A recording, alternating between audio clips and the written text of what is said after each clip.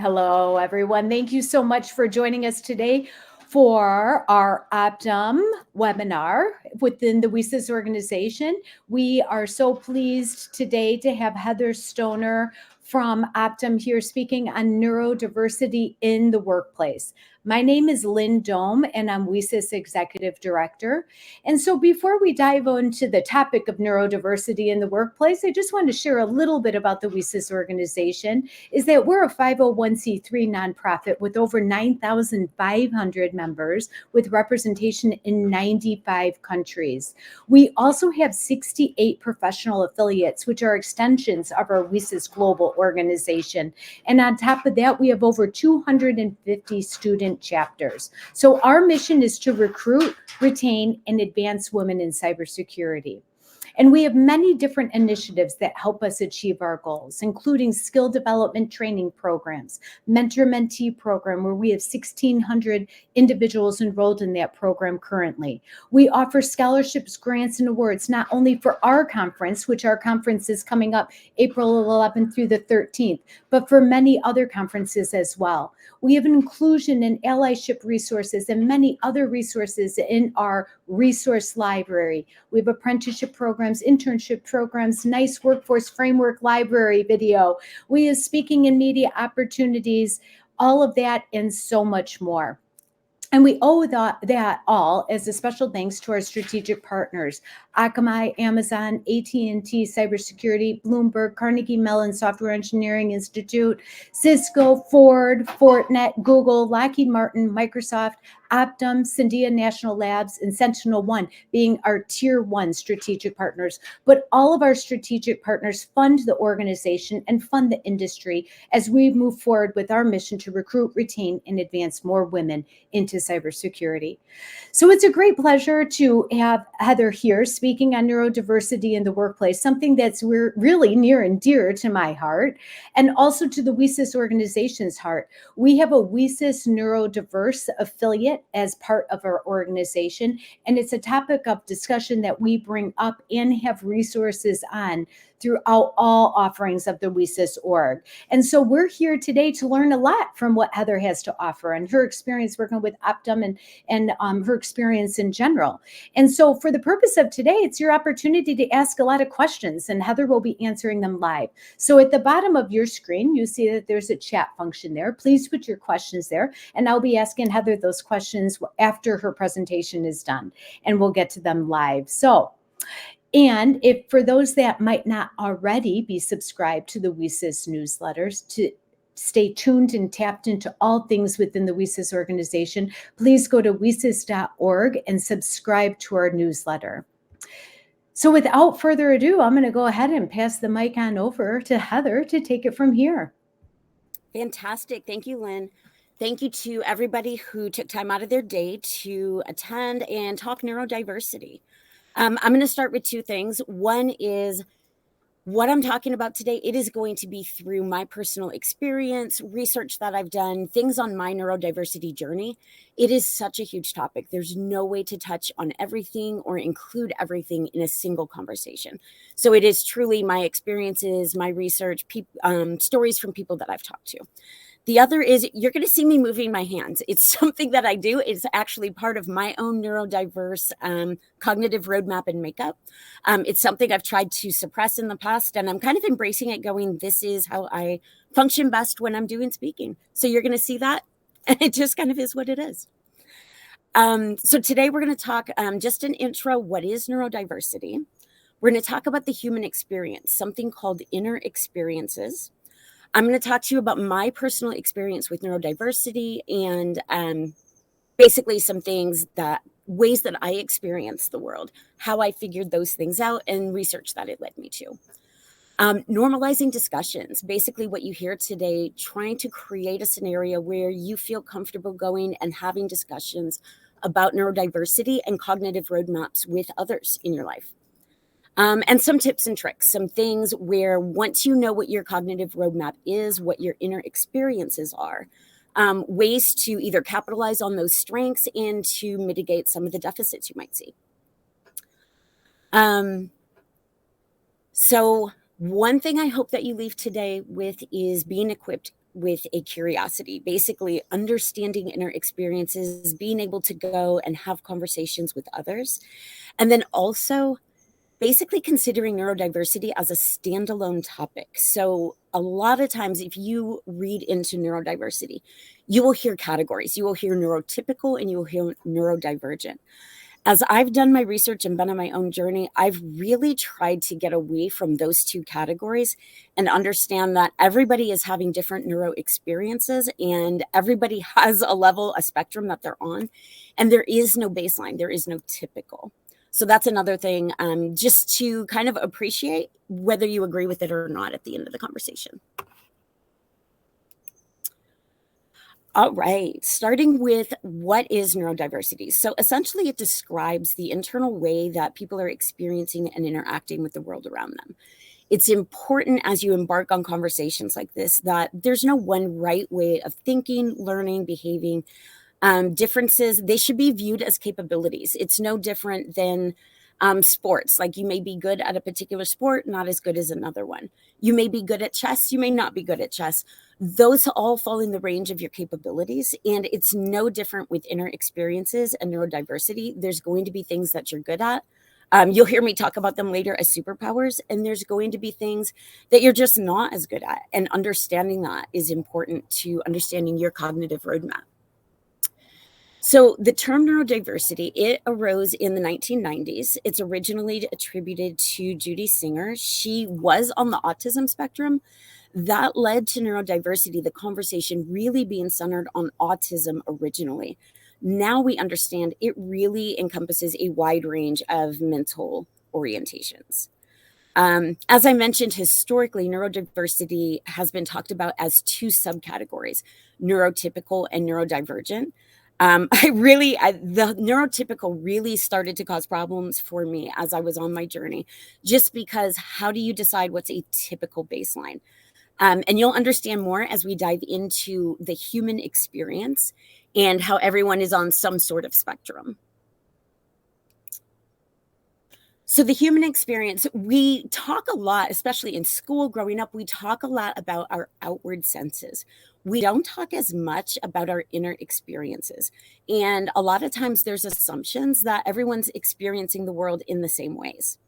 So when we think about inner experiences, you have inner seeing. So that is the ability to imagine in our mind a picture, something that isn't actually in reality. Think of it as like imagination.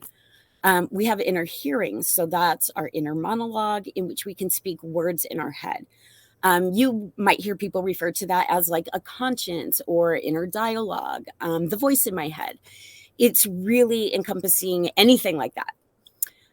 Inner feeling. So that is us consciously considering our emotions, being able to identify where we're at on a mood elevator, understand what we're feeling, and even regulate how we're behaving outwardly because of what we're experiencing.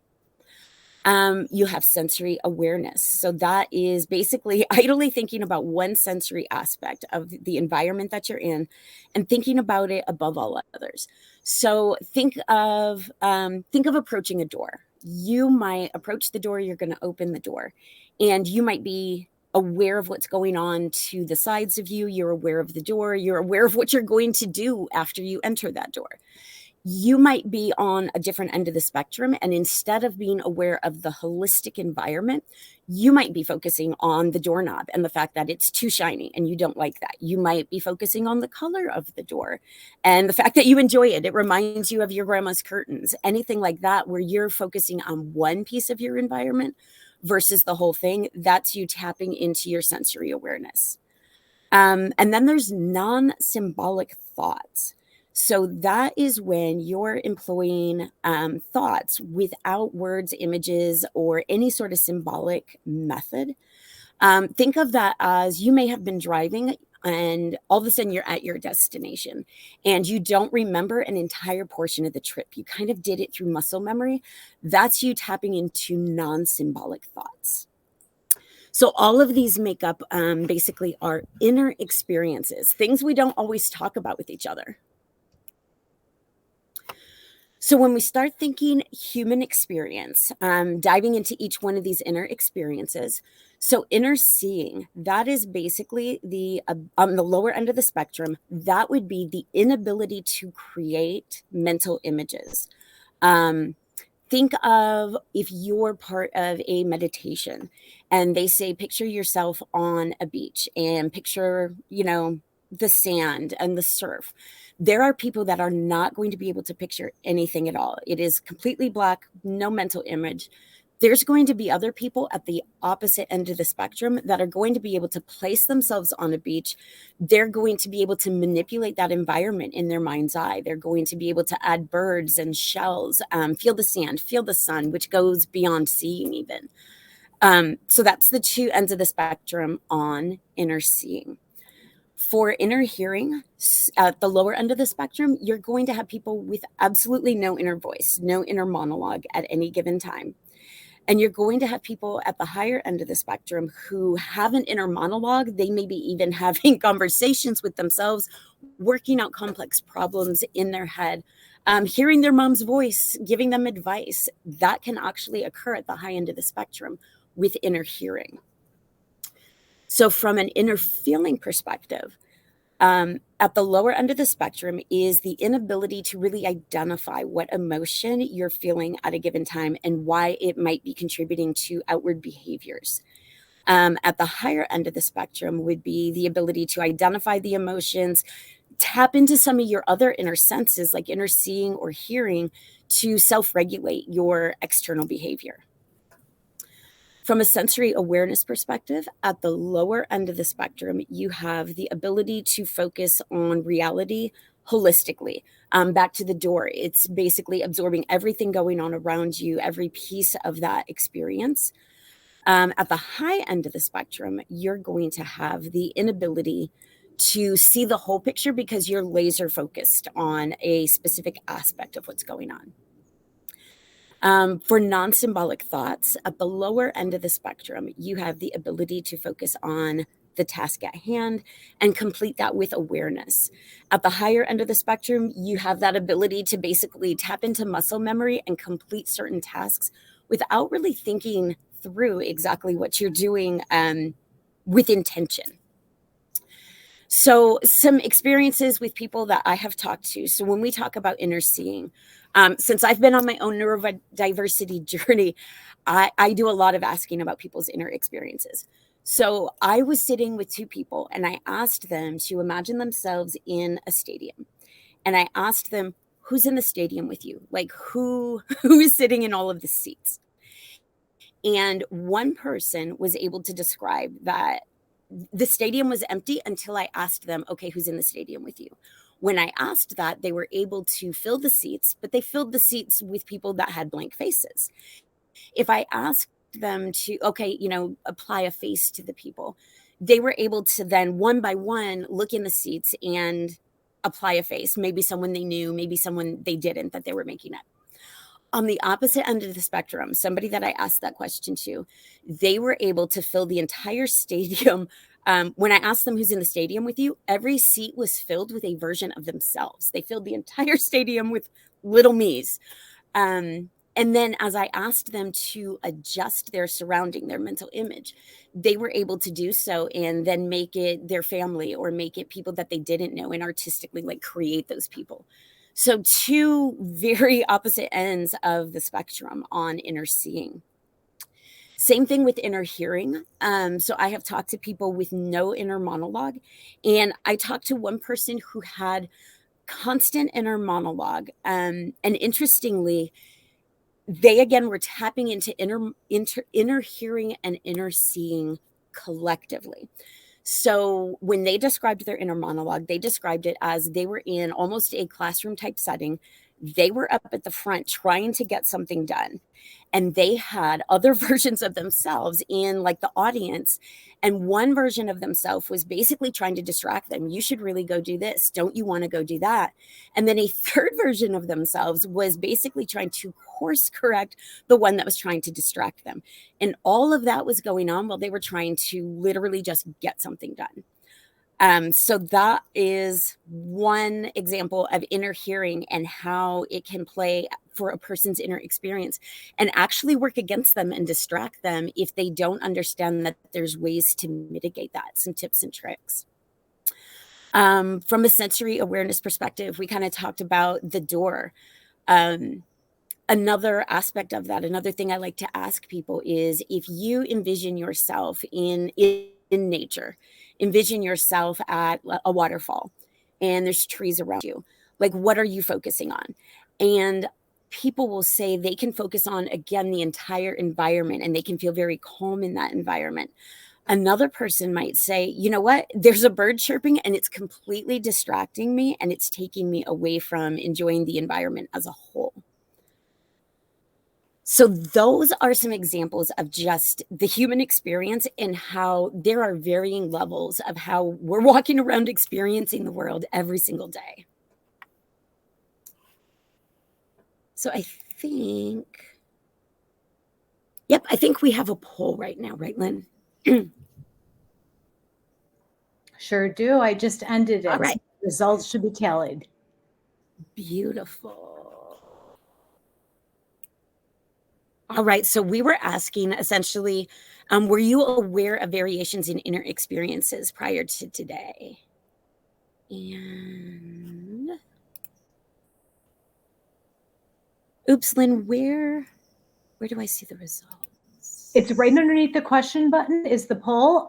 But I could tell you 45% said yes and 54% said no. So interesting. Yes, very interesting. Yeah. All right, now I'm going to head into a little bit about my personal experience. So in 2018, my son and I decided to do a 23andMe DNA test to identify our heritage. I'm adopted, so one thing that I passed on to my son was basically the inability to complete any school project on heritage, bring, a food that represents your heritage. We couldn't do that. So we're curious. Let's go find out what our heritage is. So as part of 23andMe, they also had the ability to take these surveys and it helped them interpret your DNA results. I said, hey, why not? And there was a simple question amongst hundreds of other questions in that survey that said, was I or anyone in my family, did they have aphantasia? I had no idea what aphantasia was. So I hit the Googles and my life changed. So finding out that people actually had the ability to create mental images, it was like black magic to me. I had no idea that other people experienced the world that way. I had no idea that during meditation, saying, picture yourself here or counting sheep, anything like that, I had no idea that that was real and people could actually do that in their head. So for me, I do fall on the lower end of the inner seeing spectrum. So complete aphantasia, no mind's eye. What's interesting is I have talked to people who have aphantasia and they also do not dream in pictures. They dream in concepts. I actually dream full pictures. So I actually cannot understand not dreaming. Like, how would one dream in concepts? Interestingly, when I talk to people, so I've been on this journey for 6 years since I found out about aphantasia, which led me to all the other inner senses and doing research on those as well. 1 in 20 people that I talk to have zero mental imagery, the way that it's described when you talk about aphantasia. So that is 5%, which is actually ahead of any published results. That was actually surprising to me. And it was good because I thought, I was unique, even deficient in this area. And it was good to see that it's actually higher. And honestly, the more people normalize talking about inner senses, I'm sure the more we're going to find people on all ends of all 5 of the inner experience spectrums.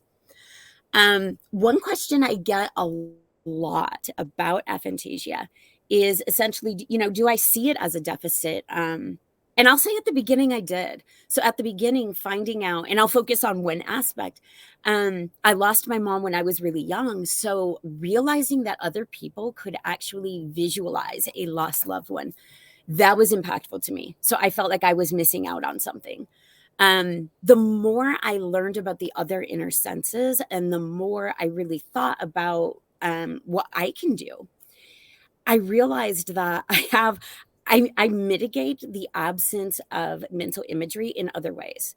So I have like recall. I can actually recall certain scenarios or details about an experience in extreme detail.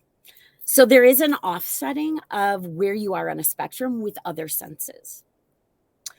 Inner monologue. So for me personally, I am at the high end of the spectrum on inner monologue. So I have constant narration going on in my head. As I did research and asked people, I find that 50% of people actually have no inner monologue. So while people find it very hard to understand how I can have no mental imagery, I find it hard to understand how people can operate without working a problem out in their head and actually hearing a voice. I also, when I started to learn about inner voice and inner monologue, it led me to realize growing up in school, there were people that would, if you had to have silent reading time, they would either be whispering or they would be moving their lips and they would actually get in trouble for that. And I realize now they probably had no inner monologue, and that's something they had to do if they were going to actually execute the assignment. So I also have ADHD, and I realized again on this neurodiversity journey, I realized that at least for me, that was really an umbrella term. It was something that said, okay, here's a reason that you behave in certain ways or have trouble focusing. But as I was on this journey, I started to realize that it's really a combination of where I am on all of these inner sense spectrums that is making up certain behaviors, whether that is one of my superpowers or whether that is something that I view as a deficit. It's not an ADHD umbrella. It is truly where I'm at in aggregate on a spectrum of all the inner senses.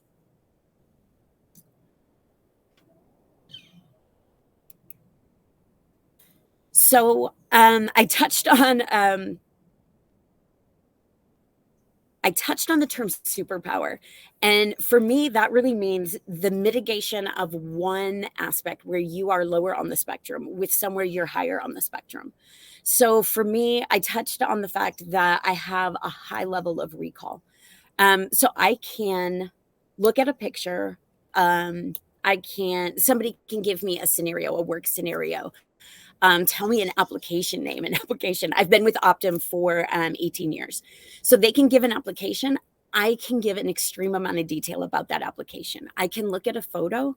And while I can't visualize that, I couldn't have conjured it up on my own. Once I see a photo, I can tell you everything that was going on that day before the photo was taken, who was taking the photo, who was behind the camera, an extreme amount of detail about a given scenario or a given object. From a personal perspective, a story I always like to rely on because it illustrates it. If I go in my closet and I take out like a special occasion outfit, I can actually tell you every time I have worn that outfit, where I went. If there was a restaurant involved, I can tell you what I ate. And it's all driven by the object itself. I also don't have a lot of control over the details and the facts that my brain is going to decide to deliver me. A lot of people ask, if you're not imagining those things, if you're not seeing them, what do those memories look like? They truly are just thoughts and facts and words, but they are very detailed. From an inner monologue and inner feeling perspective. So from an inner monologue, being at the high end of the spectrum, it allows me to lay out a presentation in my head in words and concepts. It allows me to draft a tricky email, practice a conversation, do all of those things without having to sit at a computer or write it down or anything like that.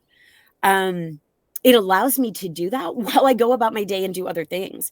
So that means for me, I have to make sure if there's something I should be focusing on wholly, I have to make sure that I concentrate on not switch tasking between what my inner monologue wants to accomplish at that given time and what I should really be accomplishing. Having a high functioning inner monologue, it also allows me to self-regulate my outward reactions. So I'm not going to have emotional responses to something because I'm working it out in my head and deciding what outward response I'm going to provide in that situation. Ironically, it goes back to a lot of times I'll be asked, does that mean you don't show emotion? And people can feel like I don't react emotionally enough to a scenario, but I'm actually reacting internally and just kind of regulating what comes out. So as we think about being on a spectrum and having some things that we are not as good at and other things that we would call our superpowers, it's really up to everyone that's on a neurodiversity journey to understand what their superpowers are, but also I say use them responsibly, right? Any strength in excess can become a weakness. So for me personally, I had somebody that worked for me. They were a leader on my team and they were with me for about 9 months. And we had a conversation on a one-on-one. And they were feeling frustrated. They said, why don't I have the library of knowledge that you do at this point? Why can't I recall things the way you do? And they were very frustrated with that scenario. Like they weren't doing enough and they weren't catching on. And this was before I knew about aphantasia and had started looking into inner senses. Once I understood that, I realized that the person had an unrealistic expectation of themselves based on my superpower. So it's really important to understand what your superpowers are on that spectrum and make sure that you're using them in ways where they're helpful. So for me, I realized that there were scenarios I should really just back away from because my ability to instantly recall something, it was really diluting opportunities for others where they needed to work through it at their own pace and using their own inner experiences. So conversely, I just said, okay, where does that type of skill, where is it needed and where can it be, contribute to a positive outcome instead of diluting an opportunity for someone else. So that's something that I had to learn as I started my neurodiversity journey in 2018 when I found out about aphantasia and inner senses. In creating this presentation, I can say, hey, Melissa, hey, Megan, I am sorry. I know you were asking for drafts and it was in my head. It was in my head the whole time. I was practicing it the whole time, but it wasn't in PowerPoint yet. And those are the kinds of things that once you understand where you are on a cognitive roadmap, you have to be mindful of what your superpower and how you operate, how it can impact others if they don't operate the same way. And just make sure you're meeting people where they are just as much as you want them to meet you where you are.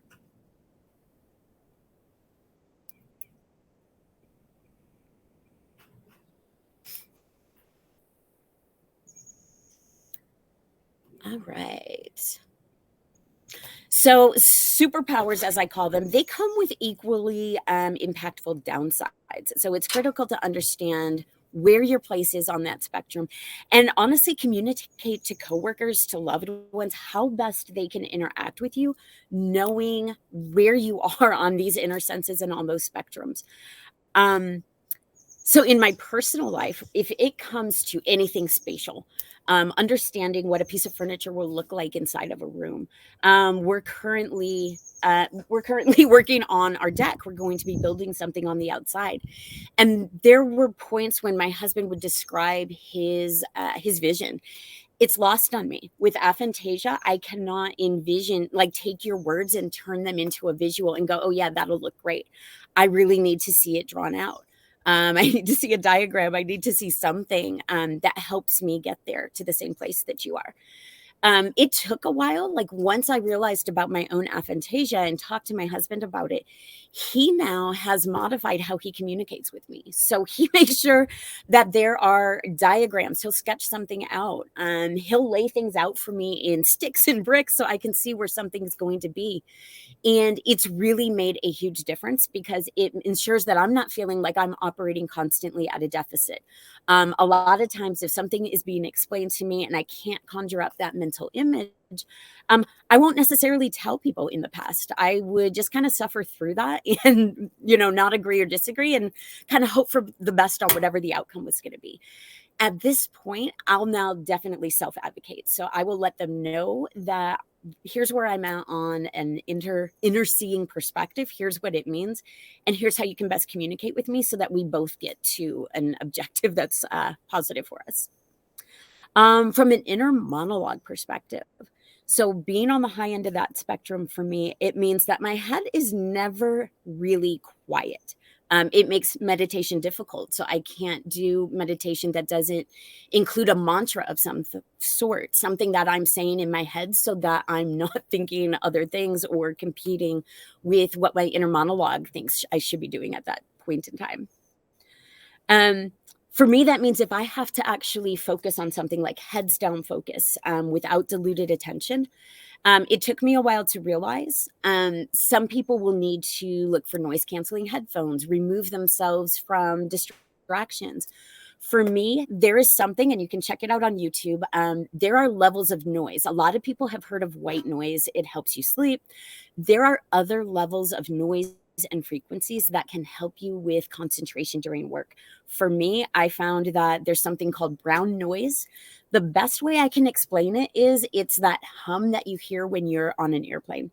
For me, brown noise calms the inner monologue, and I'm able to concentrate on something that I heads down need to concentrate on. I will also, as I go about my personal life, if I'm trying to cook or garden, I can't fully enjoy those things if I have my inner monologue basically telling me, trying to solve a problem or telling me to do something else. So for me, audiobooks and music, they're critical because basically the part of me that wants to be distracted is distracted by the music or the book. I'm still absorbing that and enjoying it, but then I'm also enjoying the gardening or the cooking or whatever it is that I want to do. So for me, having those auditory distractions, it actually helps me concentrate. A lot of people that I talk to, they don't understand that. Like they concentrate best maybe in a completely quiet environment.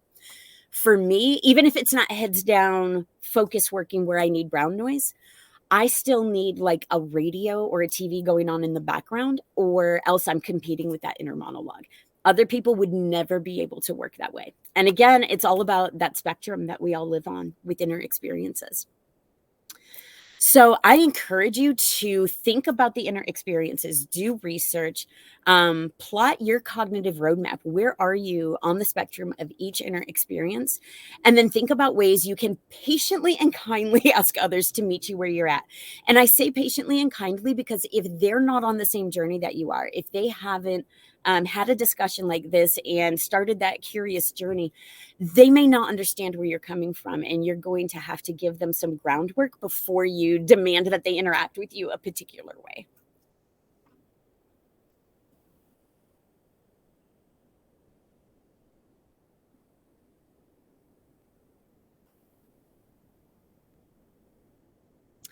Lynn, did we have a poll here? We do. We do. So we have the poll, and it's based on the description heard today or your prior knowledge. Where do you fall on the inner seeing spectrum? 5% said no mental imagery at all. Right? There you go. Hello, people. Hello, aphantasic people. And then 18% said fuzzy mental images, no ability to manipulate. Okay. 13% is clear mental images, no ability to manipulate. Okay. 39% is clear mental images, some ability to manipulate. Okay. And then 23% 3D mental images, easily able to manipulate. This is so interesting. This is like changing the way I'm going to communicate with so many, including my husband. Like I didn't understand when I was like, what do you mean you don't get the big picture like I do? Like, I don't understand that. He doesn't get it. And now I could communicate so differently and effectively based on this webinar, Heather. Amazing. I love it. Wow. And the result of that poll, that is actually, I mean, just in our small group here, that is actually demonstrating that the spectrum is exactly what it is. There's high, there's low, there's medium, and we're all falling, all over there. And think about, when is the last time you talked to someone about their inner experience? And hey, how often do you talk to yourself in your head? Or how often do you daydream? For me, when I realized people could see mental images, My biggest thing was, how do you not crash your car? How do you say, don't give me a mental image now, but do it here? So That's I interesting. think that poll was great. Yeah, it really is really good. All right. Some things that I learned either through talking to people or just in research. So when I learned that I had aphantasia, I also developed an immediate assumption that all artistic people must have this fantastic level of mental imagery. Not true. So the person who illustrated The Little Mermaid self-identifies as having aphantasia. John Green, author of A Fault in Our Stars, self-identifies as having aphantasia. I will say John Green just realized he had it last fall. And you can go on social media and kind of do a deep dive into his realization of what that meant and kind of his existential crisis associated with that. It's actually kind of funny. If you follow and like John Green, you can imagine just the way he presents his discovery. Elon Musk, CEO of Tesla and SpaceX. So he has mentioned in interviews that his mind is actually very quiet. He does not have a lot of internal dialogue occurring. This one always blows my mind. So I was talking to a chef and they disclosed that when they're working on a recipe, they are actually able to modify the recipe, add salt, add garlic in their head, taste the difference in their head before they actually execute that in reality. That blows my mind. I have zero ability to actually taste things in my head mentally.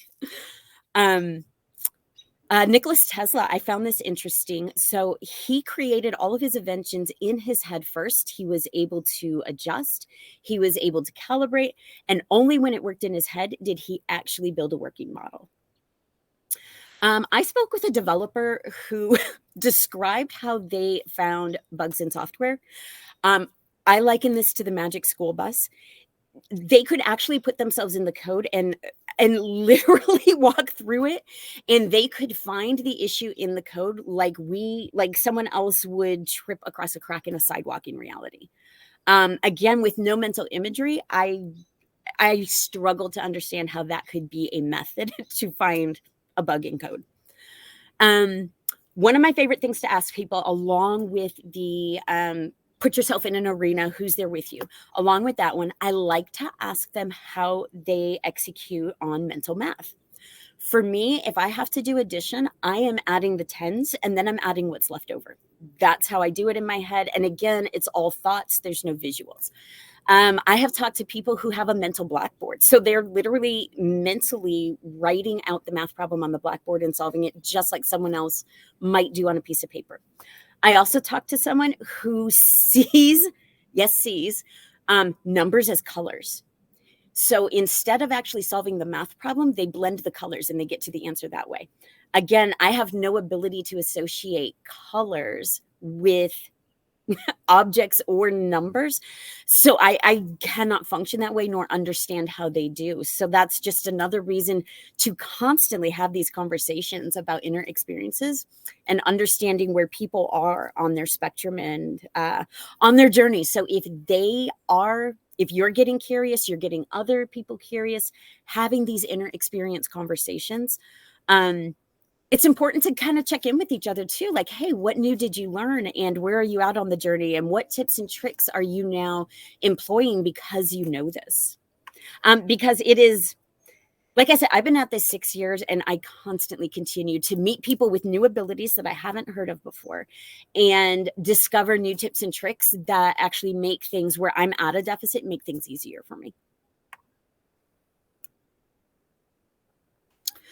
So normalizing discussions. Currently, there are more questions than answers in the space of neurodiversity and the human experience. So as leaders and employees, the most impactful contribution we can really make in the workplace around this space is normalizing discussion and making sure we're actually talking about it, creating psychological safety for our teammates and our employees to talk about it without fear of judgment. As leaders, we can discuss our own inner experiences openly, including our career journey, not just through a skills lens or, a progression lens, but also a cognitive roadmap lens. creating insights into who we are as leaders and how best to interact with us. If we can do that, then they're going to be, our employees, our coworkers, they're going to be more comfortable having those same conversations with their team, with their coworkers, and even asking us openly, hey, I have this thing that I need to interact with you on. Like, how best do you want to receive this information? That's a really important question as you start to dive into inner experiences. How do you want to receive? It's very easy to interact and communicate people. And Lynn, you hit on this. Interact with them the way we like to be interacted with, and then expect them to receive the information the same way we would receive it. As we saw with the poll, where everyone is at on these spectrums, that's not going to happen. So the best thing you can do is really have these conversations and find out how best to get your message across with someone. And it's not always going to be the same. Certain people are going to need communication one way versus another. And it's really up to us as people that need to get a message across to adjust our communication styles. As employees, putting in the work to discover what our personal cognitive roadmap is, find out where we are on those spectrums of inner senses, that is critical. It provides valuable insights into how we work best. Next thing you know, you're navigating different communication styles, and you're even advocating for yourself. If you start thinking about inner experiences and what causes you distractions in the workplace, all of a sudden you're going to come up with a list of things that help you do your best work. Now you can go to your leader and say, hey, I'm falling here on these spectrums, and here are some things that would help me. Whether that's, you know what, if I have a particular type of project due, I need a quiet space. I need to be able to use a conference room away from distractions. I need to be able to use my noise canceling headphones. I need to be able to have earbuds in and listen to brown noise. Being able to advocate for yourself is a fantastic outcome of just doing the work to figure out where you are on these inner experience spectrums. And then both in the workplace and amongst friends and families, just start having those conversations about inner experiences. You're going to gather insights. Much like me, you may find that there's a long-standing misinterpretation, miscommunication between even your closest friends and family, where if you understand how best to communicate with you and you can relay that to them, all of a sudden it's life-changing. It's life-changing when you can say, hey, I will receive that information best in this way. And they actually make the modification, and all of a sudden you're clicking like you've never clicked before. Another thing I will say is, if you leave here today and you're curious and you're on this journey and you're having these conversations, when someone is talking to you about where they are on their cognitive roadmap, listen to understand and not to necessarily respond right away. Responding can come later. I will tell you, when I first started this journey, one of the most impactful things, and not in a good way, was when I tried to explain to someone what it meant to have aphantasia. And the first thing they did was try to give me ideas on how I could practice visualizing better and I could solve this. People aren't necessarily going to want to look for a solution right away, and some things cannot be fixed. They're just part of our neurological makeup. So rather than trying to solve it or making suggestions, just try to understand what it means to them and what it means to communicate with them. How best can they receive information? How can you adjust how you interact with them? Talking about ideas and what they might have tried, and hey, is this just a piece of a neurological makeup, or is it something where you can exercise and try to flex that muscle differently? That can all come later. In an initial discussion, definitely listen to understand, ask questions, think about what it means with how you're going to interact with that person. And then in the same grain, receive reactions with patience and understanding. So for many, this is a new topic. I think our poll showed that we're almost 50-50 on this. So it's going to be a new topic to some, and they are going to be a little bit incredulous. If you tell them you have no mental imagery, some people are going to be very surprised. They may ask some questions that you could take offensively. Just understand, in most cases, it's probably not judgmental. They're surprised, and it's an opportunity for you to educate. And then use your cognitive roadmap and the associated insights that it brings you again, use it as an advocacy tool. Make sure that you're letting people know how best to communicate with you, letting them know how you came to those conclusions so they can choose to do that for themselves if they want as well. All right. And then tips and tricks. So memory and note taking. This one is critical. So as a contributor, as someone who has deliverables, has something that they have to get done, who's attending meetings and is meant to retain that information, how you take notes and how you memorize things is really important. Personally, I have tried many methods over the years. I have found that if I write something handwritten, I retain it better. So if I need to become educated on that topic, be able to talk about it in a meeting without referring to notes, then I need to handwrite what I need to remember. If I'm really just taking a note because there's a fact I will need to reference in the future, I can do that through OneNote or something like that, do that electronically. But handwritten resonates with me better if I need to actually log it in my memory. Again, depending where you are on any of those inner experience spectrums, there's going to be different things that are successful for you. So I would say as leaders, don't dictate how someone should be maintaining their notes for a meeting. Let them do what's natural for them and what helps them retain based on their inner experiences. And as an employee, make sure that you're again advocating for yourself and you know what works best for you, and you're letting people know that that's how you operate best and that's how you'll do your best work. As needed, you might have to summarize. You might get information from others who send out notes for a meeting, let's say. You might have to take that and summarize it your own way in your preferred method so that you retain it the best.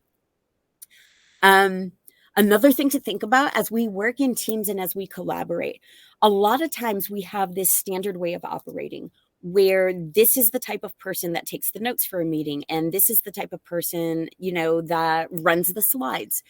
If you start having conversations about inner experiences and what is one person's superpower versus one person's deficit, you might approach your tasks and assignments a little bit differently. It might not fall into the traditional roles of your team or even a project. You might get creative with how you assign things, and you might find that it's a lot more successful and people are feeling a lot more engaged if we do that. I talked about heads down focus before. So basically you need to figure out if what works best for you. Is it a completely quiet room? Is it noise canceling headphones? Is it brown noise, white noise, pink noise? Find out what works for you. Ensure that you're employing that when you need to focus.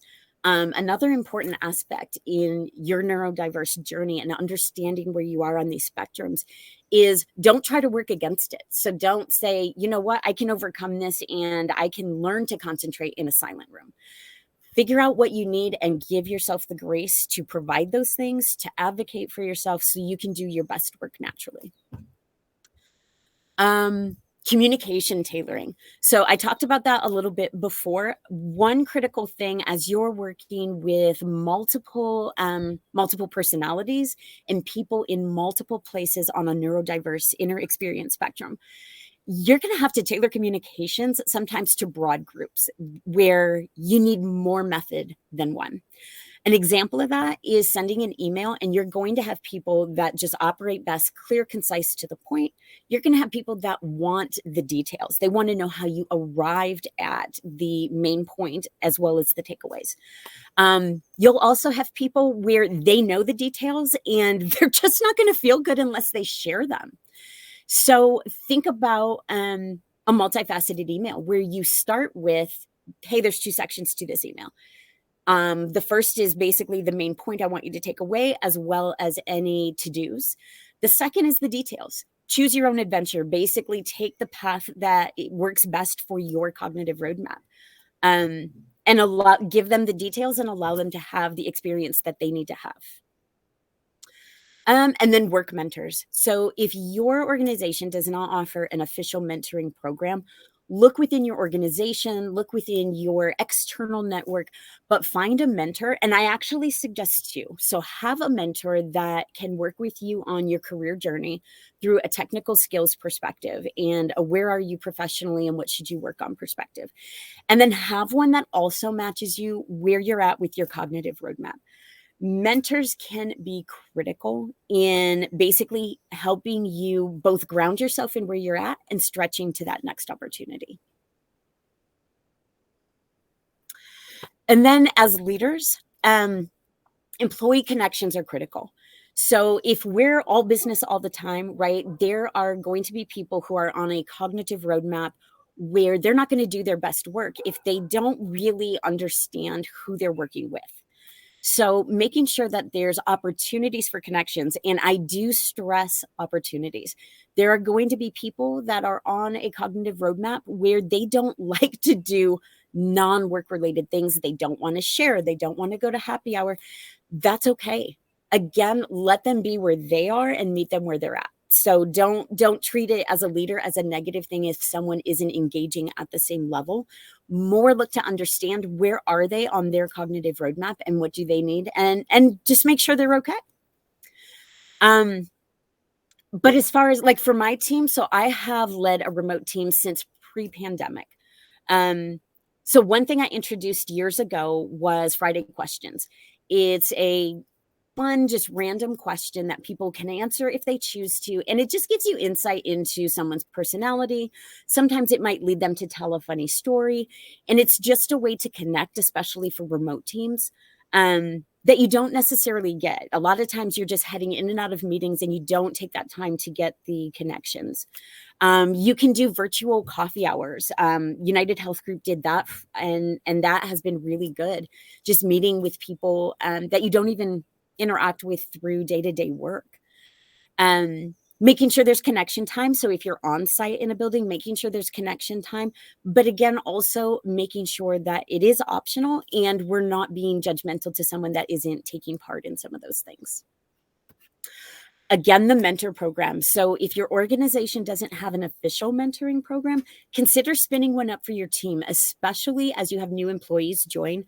Having both a mentor and a work buddy can help them have a place to go, work through things, understand maybe the ultimate vision of a project or a team without having to tap into their direct leader. It might help them hone a conversation they want to have with their direct leader before they have it.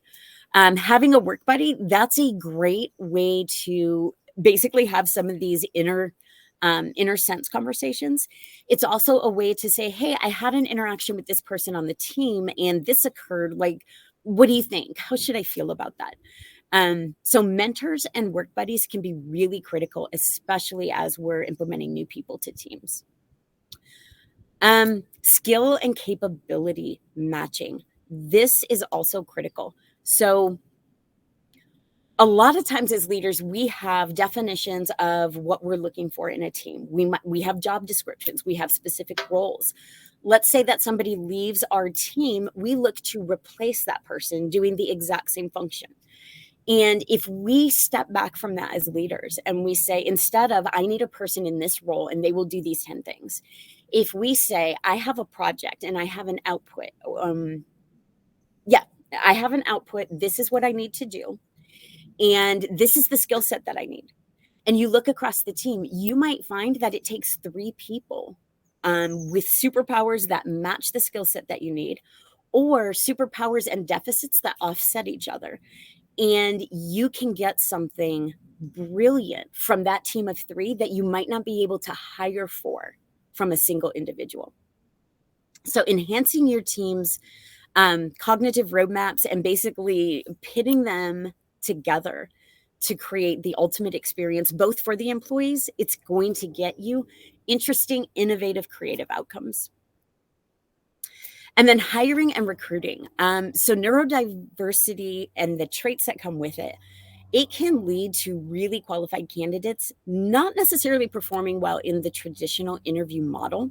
So something to consider is letting a candidate, a strong candidate, letting them dictate how that first interaction is going to be. Are they uncomfortable on camera? Let it be phone only. And then as they progress through an interview process, you're going to have to get them to the camera phase. But if you let them dictate how that first interaction is going to go, their comfort level is going to be there. They're going to interact. They're going to ask to interact in the way they operate the best. They're going to bring the best forward. And when they head into that more uncomfortable interview situation, they're going to have a foundation that was already built with the first conversation. They're going to have a foundation built on how they bring their best selves.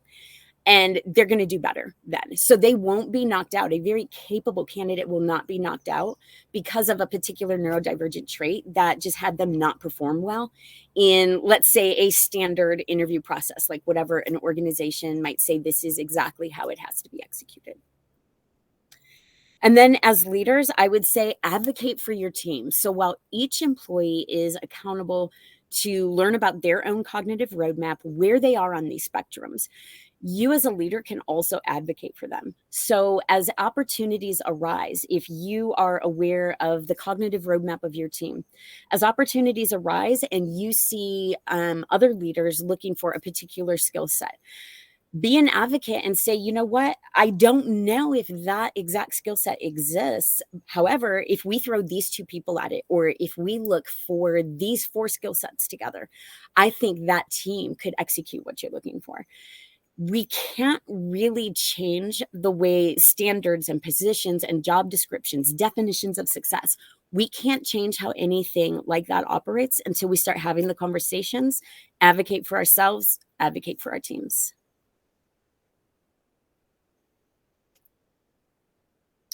And then, Lynn, I don't know if we have any questions. Oh, we got questions. Oh, the real question is, do we have enough time? And the reality, right, I would say I am able to go long if anyone else is. Yeah. Yeah, we do definitely have some questions here. We likely don't have enough time to cover all those questions. Actually, I know we don't have enough time to cover all those questions, but let me take a look here and we'll go ahead and dive right in. I can answer them offline too and get them back to you. Perfect. So I'll follow up with you, Heather, and give you a rundown of it. So many people have questions about themselves, about their employees, about, their roles within jobs, and about their families. And so someone mentioned that their daughter was recently diagnosed with high functioning autism. Any tips on how I could help her with her journey to figure out what she needs to function well? And that was really a lot of this is just very new information, even for me, Heather. And I have 3 neurodiverse children. And so it is interesting and how you were able to present your knowledge and expertise in a way that made us all relate to it in our own ways. And success. Yes, success. I feel like everyone that's in this session is going to communicate differently and more effectively because of the knowledge that you shared. So thank you. But I did have a question as well. It's like, how do we start defining what's working for one doesn't work for another? How do we do that as a parent? So I would say the biggest thing is, just like me with ADHD, do not consider that an umbrella diagnosis and go, okay, I have this, so now how do I work with this? Start talking about those inner experiences and figure out what being autistic means to each individual. What does being ADHD mean to that individual? Regardless of the high-level diagnosis, they're going to be in different places. 2 autistic people, they're going to be in different places on those inner experience spectrums. So just having the conversation, I don't know how old the child is. That's important too. They have to be able to understand what you're asking them as well. Yeah, very good. All right. Yeah. And Heather, I have a question for you. Is being a BSO at Optum, and you have all this knowledge and you're fairly new on this journey. And you mentioned superpowers over and over again. And I've always shared that my children have these amazing superpowers. They see the world that I could only imagine. I couldn't imagine seeing the world like my kids could see the world. It's fascinating to me. How do you feel like those superpowers have made you successful in your career? Have you been able to articulate or identify how that's worked for you? I would say it is actually having the conversation. So even before I knew that I had aphantasia, I knew that there were ways that it was easier to get a point across to me. So I have always been able to say, you know what, hey, send that to me this way. Or, you know what, I do better with Teams pings than I do email. I prefer, you know, I'm going to be faster to respond if you do this. So I've always been very open with here's how best to communicate with me, and here's how best to get what you need from me, to be honest. And I think that did contribute to just being able to advocate for myself. It contributed to my teams always knowing how to interact with me and also how to get the best out of me. And after I would have conversations with them, I would see them actually modify their communication style. And I'm like, yep, there we are. Yeah. So communication is huge. Communication is huge. That's great. So another question is, when your brain is working fast, I also have recall, and you have the answers. What is the best way you recommend to give others an opportunity to speak up without feeling like time is being wasted, to provide others opportunities? I'll be honest with you, I am still working on that. And there are times, I'll be honest, there are times I have to simply not attend a meeting because I don't find myself capable to give them the space to work through it in a slower way. And it's like, should I sit there and be frustrated, or just let them work through it and come to me with the outcome, what's their plan, whatever. So I'm still working on that personally, but the biggest thing you can do is recognize when you're doing it, when you're taking away from the conversation instead of helping, and remove yourself from it. Nothing wrong with that. Great. We have taken insight assessments, and a knowledgeable insights facilitator can help individuals understand their communication preferences. Example, okay, someone's just sharing that they've taken insight assessments. So nice.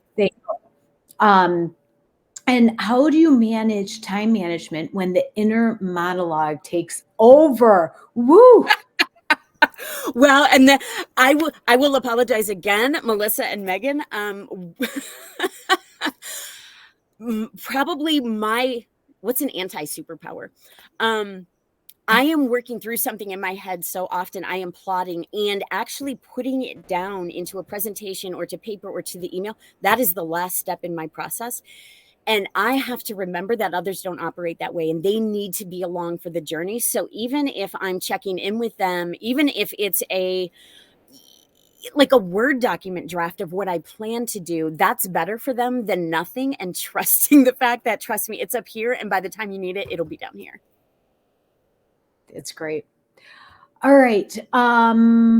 Let's see here. Back in 2019, I found an electronic music album and listened to it with noise canceling headset.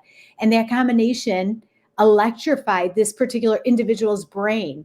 And she was so interested because she offered the headset to a coworker, and he had a much more muted response, which she just simply could not understand or even believe. And isn't that amazing? It is amazing. And I believe this webinar, you really are able for all of us to shed lights on those experiences we've had with other individuals. And now we could reflect on that much differently.